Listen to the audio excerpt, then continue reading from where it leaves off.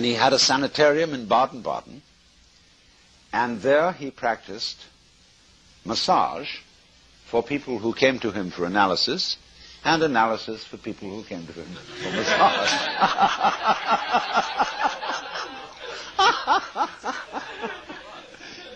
He was a completely wonderful man, because everybody felt calmed by him. They felt an atmosphere of implicit faith in nature, and especially in your own inner nature. No matter what, there is a wisdom inside you which may seem absurd, but you have to trust it. And so Kaisling, Hermann Kaisling, who was a great Lithuanian philosopher, said nobody could possibly remind him more of Lao Tzu than Grodek. Now, if Grodek had got into Freud, it would have been a much better scene. But there was in all this, you see, in Freud, the basic mistrust of the unconscious. And this led to a quarrel with Jung. Because Jung went down to a lower level of the unconscious, which he called collective, and found out that there was a patterning process here, formative patterning process, which contained all the wisdom of mankind. So, for example, if you say, well, it's a great pity that the American Indian culture is wiped out, a Jungian would say, I know it is a pity, but it's all still there in the depths of the psyche, and sooner or later it will all emerge again. Because this patterning is eternal. And we, in our modern life, we reproduce patterns, we reproduce rituals, we reproduce fantasies and myths, which can be discovered as having existed 25,000 years ago. Because your unconscious is timeless. And everything is there if you go hunting for it. But they were still a bit scared. I know some of the old Jungian analysts I used to know in New York were very uptight about fishing in the unconscious, and said, yeah, true, but there is also in the unconscious the primordial slime, which is full of serpents and crocodiles and the most things that give us the heebie-jeebies. And if you're not very careful, those things will come up and invade your consciousness.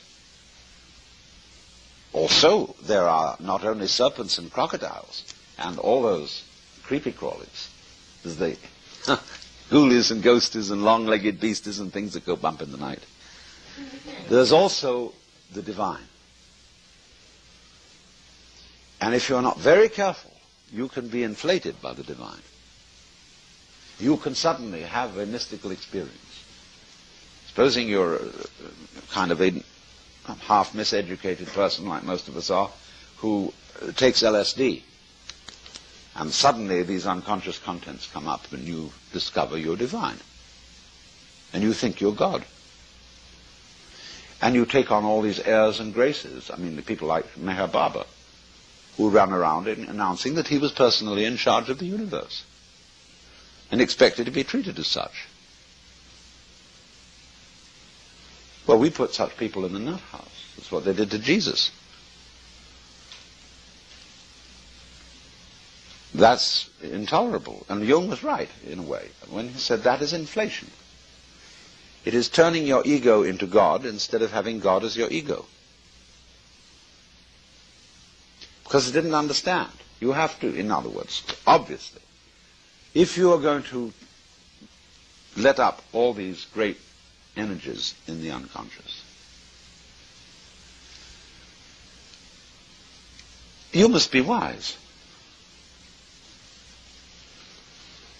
You must know something about it, and not jump to silly conclusions and delusions. But you see, there was in Jung a basic trust. More than the creepy crawlies and the ghoulies and ghosties, the collective unconscious was a source of wisdom. A formative pattern which, if allowed to develop in the right way, would integrate the individual so that all his conscious functioning would become like a flower. And you know how a flower is balanced. It comes out as a beautiful circle with a middle. And for some reason, as yet unexplained, when anybody wants to create a symbol of the divine, they don't use a human face, they use a flower or a star. The rose window, the lotus. When I think what I want, I try sometimes to figure out what I would really like to have, what I like to look at. I eventually settle for a flower. It's why they bring flowers to sick people in hospitals. Take a morning glory and look at it. Did you ever see such a thing? Well, they say in a Freudian explanation, you're using that as a substitute for a vagina. Well, I say that's not an answer to a question, it raises a new one. What's so interesting about a vagina? You see, the only thing my father and I don't agree about is sex. We agree about everything else, religion and so on. But sex, he's just old-fashioned. And he said, nature makes this activity extremely pleasant in order that the species will continue, so that we will be sure to go on. But you must be very careful not to do it just for the pleasure of it, but remembering the responsibility of continuing the species.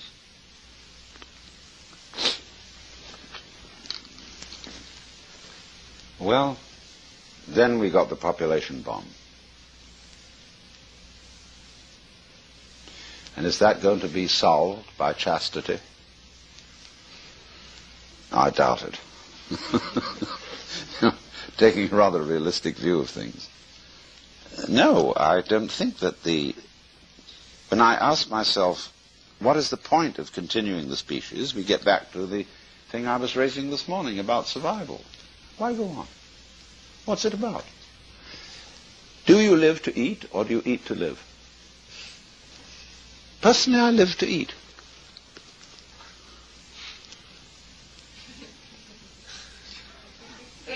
And I don't reproduce children, although I've done my bit on that, rather a little too much. But I think that the point of having life going on is so that we can have sex. It's a good thing in itself. It's like dancing. And really communicating, loving somebody is a tremendously fascinating thing. I mean, what to do with an evening? Okay, you go to the movies and you watch other people loving each other. Why don't you do it yourself? I very rarely go to the movies because my own life is more fun than what I see on the movies.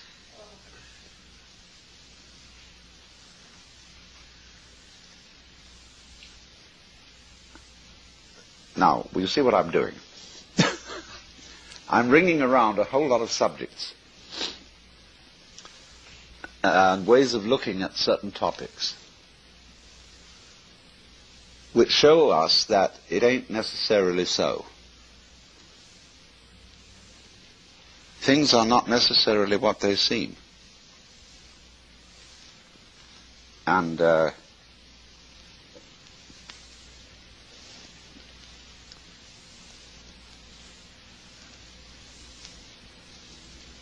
so we can get in the mood to be open-minded.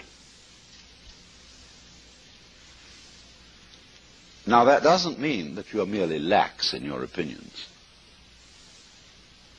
True open-mindedness is what I've tried to explain as mental silence, of being able to be completely surprised by reality and to